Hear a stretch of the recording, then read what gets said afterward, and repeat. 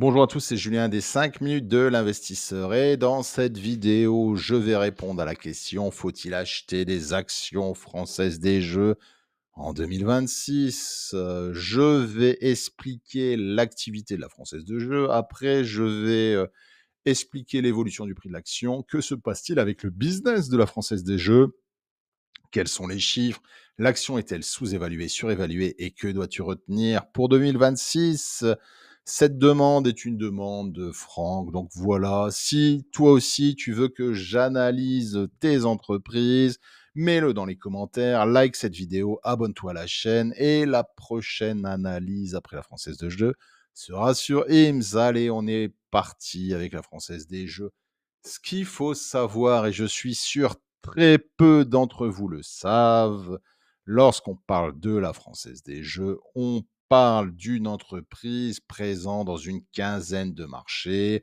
78% de son activité est en France, mais 22% est à l'international. 66% de son activité est hors ligne par des activités comme le loto, les jeux à gratter, mais 34% est en ligne. Lorsque l'on parle de la Française des jeux, on parle d'une entreprise qui a de l'activité présente en Espagne, en Italie, en Roumanie, aux Pays-Bas, au Royaume-Uni, en Irlande, en Suède et en Australie. On parle de plus de 5 000 collaborateurs, 3,7 milliards de chiffre d'affaires et 33 millions de joueurs. Voici concernant l'activité de l'entreprise. Le prix de l'action était en pleine dégringolade, hein. On était autour de 50,86 € en 2021. Maintenant, ces derniers jours, le prix de l'action a augmenté. On est autour des 25 euros. Mais vous avez eu une énorme chute ces dernières années. Le ratio cours sur bénéfice est autour des 24,33. Les prévisions, je ne peux pas les définir et je vais vous expliquer pourquoi. Concernant les chiffres importants, hein, si on regarde l'évolution du chiffre d'affaires de la Française des jeux, en 2010, entre 2019 et 2025, on a fait fois 1,8%, 1,8 fois, pardon, l'évolution des revenus. On a fait fois 2,1 pour les beta, fois 2,6 pour le cash flow et fois 4,6 pour les dividendes. Donc, vous avez une augmentation constante du dividende, hein. En 2019, il était autour de 0,45 centimes. On est autour de 2,10 € en 2025, ce qui est très, très bien. La Française des jeux reverse 80% de ses profits. Voilà. Lorsque, par contre, on regarde les chiffres entre 2024 et 2025, on avait prévu une croissance de plus de 20% en 2024. Ce qui a été atteint, c'est les 3%.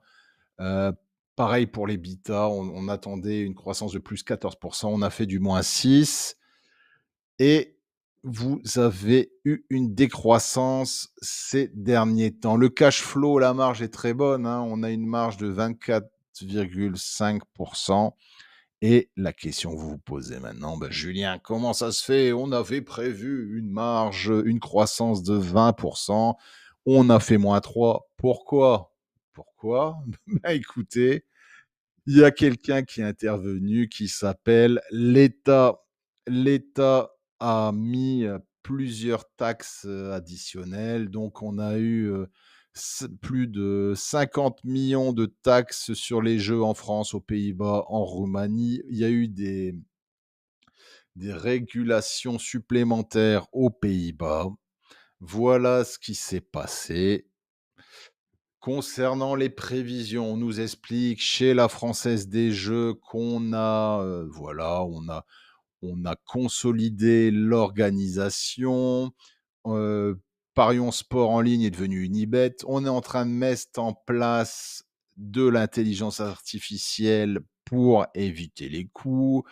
On se prépare à la régulation en Finlande en moitié d'année 2027 et on met des actions commerciales ou de marketing, en place pour, la Roumanie, et pour la préparation à la coupe du monde. Voilà ce qui me gêne un peu concernant cette entreprise.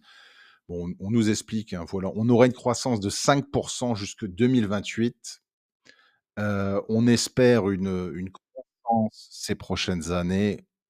Voilà, 5 jusque 2028, ça fait 2,5 points de croissance jusque-là. Moi je suis pas fan. On a une marge de 26 ou on voudrait atteindre une marge de 26 jusqu'en 2028. OK, c'est très bien. Le dividende qui augmente, très bien. Ce qui me gêne, je vous l'ai mis ici, c'est voilà le résultat et le prix de l'action a chuté en 2025 à cause voilà, de toutes les taxes qui ont été mis en plus, hein, on a eu un point de taxe en France, sur, le loto, l'euro-million.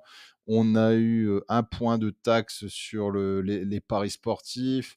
On a eu 5 points de plus sur le poker. On a eu, 0,6 points sur, sur les courses de chevaux, ce qui a entraîné un déficit de 28 millions. Et pareil, aux Pays-Bas, on a une taxe qui est passée, sur les jeux en ligne de 30 à 34. Ça veut dire 4 de plus de taxes. En Roumanie, on est passé de 21 à 30, 9 points en plus. En Suède, de 18 à 22, 4 points en plus. Voilà, c'est énorme. Et on nous explique qu'à partir du 1er avril 2026, les jeux en ligne de casino en Angleterre auront une taxe qui passera de 21 à 40.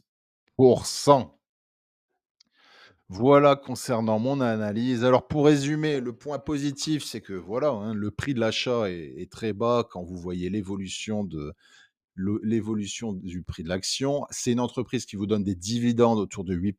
C'est très, très bien. C'est le leader européen des jeux en ligne. Mais mon problème actuellement, c'est la décroissance des revenus à cause des taxes des États. On est en Europe, voilà, hein, je pense que les jeux en ligne, c'est un peu comme l'alcool, c'est un peu comme, les cigarettes, ça va être taxé de plus en plus. Moi, je j'achèterai pas l'action. Voilà, c'est moi personnellement, j'achèterai pas l'action. Après, c'est une entreprise qui vous donne un dividende de 8, mais si le prix de l'action commence, ou baisse constamment, est-ce que ça vaut le coup d'acheter, cette entreprise? Je vous laisse répondre à cette question. Après, si vous voulez profiter de la hausse et faire un petit pari sur du court terme, pourquoi pas? Mais ma crainte est, en Europe, on cherche de plus en plus de taxes. Et voilà, les paris en ligne, c'est le mal, hein. Donc voilà, moi, j'achèterai pas des actions de la Française des Jeux. Il y a d'autres opportunités dans d'autres domaines. C'est à vous de voir. Elle vous rapporte un dividende, mais comme je vous dis, le prix de l'action n'arrête pas de baisser.